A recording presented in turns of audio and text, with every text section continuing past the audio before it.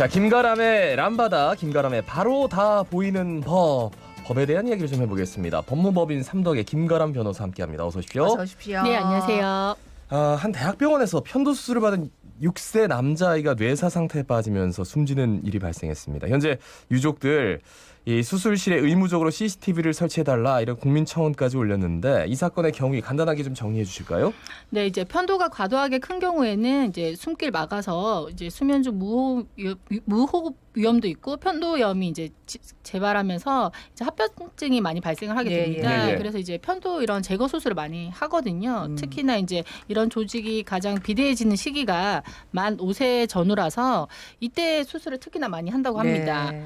그래서 이제 전신 마취해서 절제 수술을 하는데 이제 수술 부위에서 출혈 위험이 있기 때문에 이제 회복하는데 한 2, 3주 정도 걸린다고 해요. 근데 예. 이 사건 같은 경우에는 이제 수술 후 아이 상태가 좋지 않아서 부모가 좀 더 입원을 하기를 원했지만 병원에서는 이제 수액 맞는 걸로는 더 이상 입원할 수 없다 그래서 퇴원 조치를 했고요. 그래도 아이가 회복이 안 돼서 부모가 이제 근처 병원에 갔더니 이제 좀 많이 절제를 한 것 같다. 그래서 다시 병원에 입원을 해라. 그래서 아이가 병원에 입원해서 있던 중에 기침을 하면서 갑자기 이제 분수처럼 피를 토하고 이제 뇌사에 빠지게 된 사건입니다. 세상에 이걸 대학병원에서 수술을 했는데 참 베드 때문에 퇴원해라 해가지고 했는데 아유 부모 심정이 진짜 말도 어떻겠습니까? 못하죠. 예. 예, 그런데 이제 요거를 좀 이제 조사를 해보려고 어머니가 의무기록지를 뽑아봤더니 처음에 이제 수술 중에 출혈이 있어서 재마취를 했는데 의무기록지에 빠져 있었는데 다시 며칠 뒤에는 또 그게 추가가 돼 있었다. 이거 법적으로 이렇게 막 일종의 조작도 아니고 이렇게 가능한 겁니까 이게? 이제 현행법상 이제 결론적으로 말씀드리면 네. 문제가 없습니다. 이제 의무 기록지는 이제 환자 치료에 관한 의료인이나 의료기관 종사자가 이제 수술 기록, 뭐 경과 기록, 응급 기록 이런 거를 이제 작성해둔 치료 관련 기록인데요. 네. 이러한 진로 기록부는 이제 특히 이제 의료법 제22조에서 이제 기재 사항이 정해져 있습니다. 예. 그리고 또 이제 22조 제3항에서는 이제 진료 기록부는 거짓으로 작성을 하거나 고의로 사실과 다르게 추가 기재, 수정하여서는 아니 된다 규정하고 있어서 이제 사실과 다르게 작성한 경우가 아닌 이상 어쨌든 이 사건의 경우에는 재마취를 한 거는 사실이기 때문에 뒤에 추가 기재를 한다고 해도 이거를 조작이나 위조로 볼 수가 없다는 거죠. 근데 변호사님 궁금한 게 그게 사실인지 아닌지 어떻게 알지? 그래서 이제 본인의 주장 아닙니까? 수술한 그렇죠. 사람. 그렇죠. 지금 어쨌든 그 안에서 왜냐면 아이가 보통 이게 1시간이면 끝나는 수술이었는데 이제 2시간 정도 지나도 안 나오니까 나중에 왜 이렇게 오래 걸렸냐 했더니 중간에 너무 오래 걸려서 보통 수술할 때는 이제 1시간 정도, 네. 몇 시간 정도에 맞춰서 이제 마취를 넣지 않습니까? 근데 수술이 길어지니까 이제 당연히 이제 마취를 더 넣었다. 그런 상황인 거죠, 지금. 이게 진짜 남일같이 하는 게 저희 아이도 받았거든요. 네. 어머.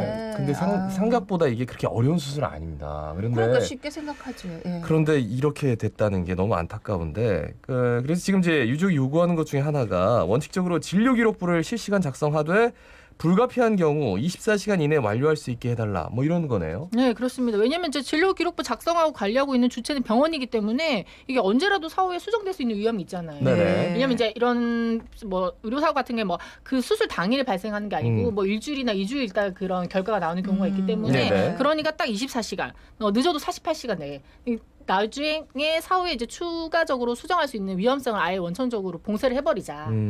이런 주장인 거죠. 네. 그 사실 이제 이 사례 말고도 그동안 뭐 여러 사례 아마 지금 머리에 떠오르는 그런 사례들이 아마 많이 있으실 겁니다. 그런데 그래요. 사실은 이런 이제 의료 사고가 있다 이렇게 했을 때 일반인이 이 소송으로 문제를 해결하는 게 사실 전문가가 아니라서 쉽지가 않다 아닙니까? 이 의료 소송도 이제 저희 법률가도 굉장히 어려운 네, 영역인 네. 게 이게 이제 뭐 인터넷 검색으로 좀 안 되는 게 없는 세상인데 그렇죠. 이 의료 영역은 어떻게 보면 이제 사람의 생명을 다루는 네. 영역이지 그렇죠. 않습니까? 그리고 또 용어도 너무 어렵고 그리고 어떻게 보면 이제 환자도 소비자인데 고객인데 유독 이 영역에서는 절대 큰 소리를 낼 수가 없어요. 그래요. 권리를 주장을 할 수 없고 저만 해도 뭐 아이가 아파서 병원에 가면 네. 막 고개 90도로 조아리면서 선생님 막 잘 부탁드립니다. 막 이런 자세가 나오기 때문에 그렇죠. 뭔가 저희의 목소리를 낼 수가 없지 않습니까?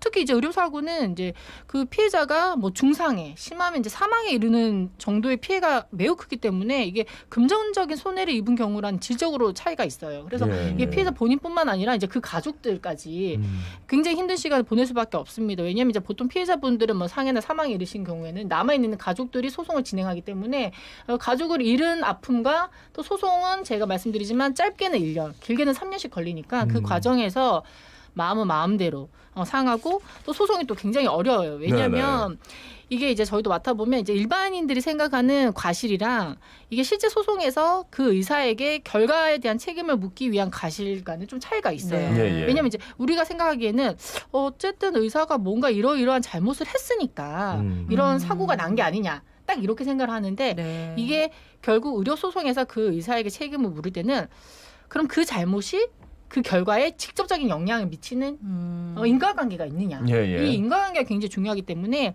뭐 의사 쪽에서는 이러죠. 당시에 내가 만약 이런 실수를 했지만 그러한 실수를 하지 않았어도 이 사고는 네. 발생될 수가 네. 있다. 이렇게 이제 방어를 하기 때문에 우리가 일반인들이 생각하는 그 과실과 이제 소송에 들어가서 과실과 그 인과관계의 그 괴리에 있어서 나오는 결과에 따라서 이제 좀 받아들이기가 힘드신 것 같아요. 근데 이제 우리가 수술 들어가 이제 수술 동의서 쓰잖아요. 네네. 보호자들이 쓴단 말이에요. 그럼 거기에 뭐 책임을 진짜로 면하기 위한 여러 가지 조건들이 다 담겨져 맞습니다. 있기도 네. 하고 또 어르신들 같은 경우에는 지병이 있으세요. 뭐 네, 고혈압, 맞아요, 당뇨. 맞아요. 그러니까 수술에 굉장히 좀 악영향을 끼칠 만한 영향들이 있기 때문에 이 과실을 의사 개인의 과실을 이게 과실이다라고 지정하기가 특정하기가 너무 어렵다라는 네네. 말씀 충분히 이해가 됩니다. 이렇게 소송이 어렵다 보니까 소송으로 가기 이전에 피해자가 의료중재원의 도움을 받을 수 있다고요? 예예예. 이 정식 명칭은 한국의료분쟁조정중재원이라고 하는데요. 이제 쉽게 말하면 소송으로 가면 시간도 오래 걸리고 또 변호사 수임료라든지 이제 비용도 많이 드니까 이 중재원에서 조정을 해주는 겁니다. 이제 여기는 이제 의료사고 감정단이라고 해서 이제 분야별 전문의 또 치과의사, 한의사 등 2명 그리고 이제 검사나 변호사의 자격이 있는 사람 2명 그리고 소비자 권익을 대표하는 사람 1명 이게 총 5명의 감정위원이랑 예. 그리고 이를 보좌하는 조사관이 이제 뭐 사실 조사, 뭐 과실, 인과관계를 규명하는 조사를 하는데요. 이건 이제 90일 이내에 조정 중재를 하기 때문에 이제 보다 신속하게 절차가 진행될 수가 있습니다. 예. 네.